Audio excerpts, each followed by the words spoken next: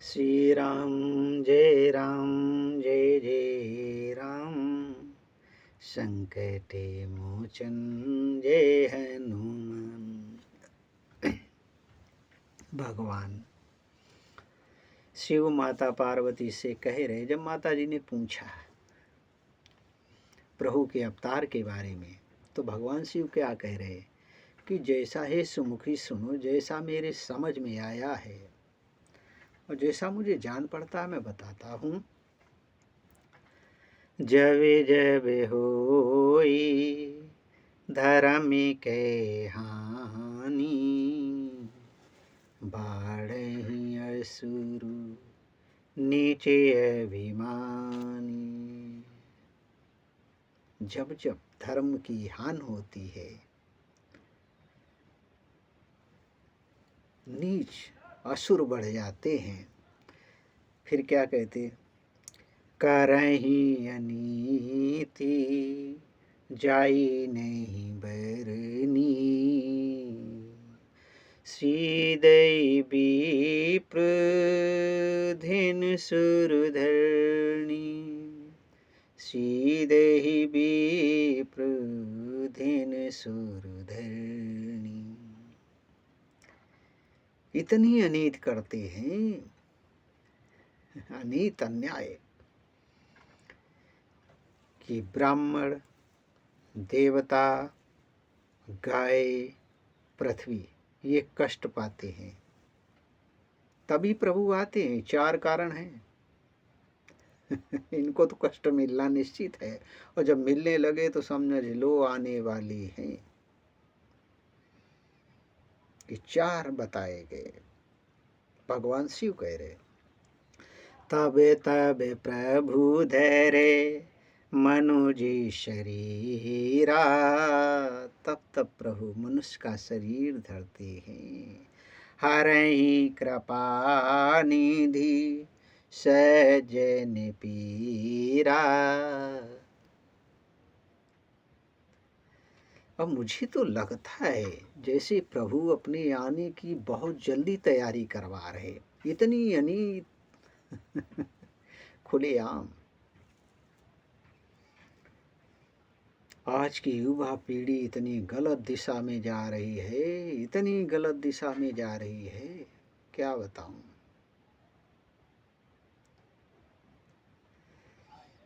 80%, 10% में विवेक है तो कभी कभी समझ जाते हैं।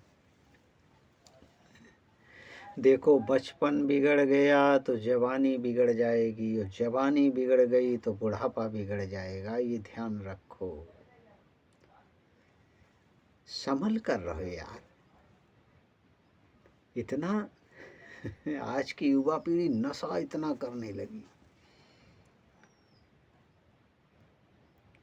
खूब करो भाई, मेरे रोकने से ये चीज़ रुकने वाली नहीं, मैं ये खूब समझता हूँ।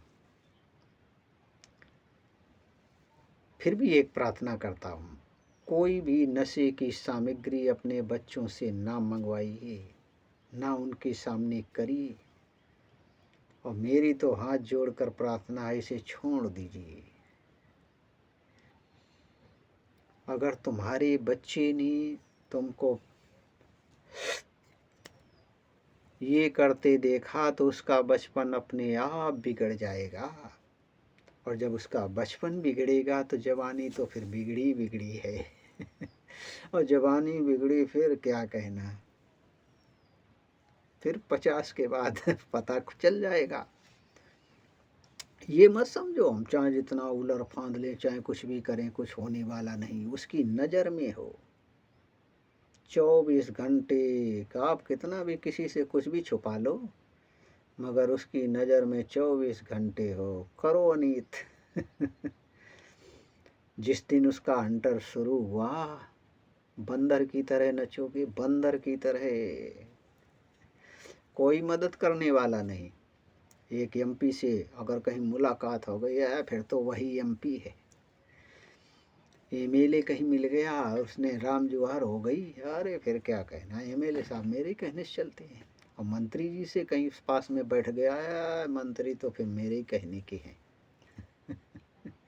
छोटे छोटे दरवाजे मत भटको, एक ही दरवाजे चलो जो सबका सेनापति, सबका शासक है, सब उसके अधीन है।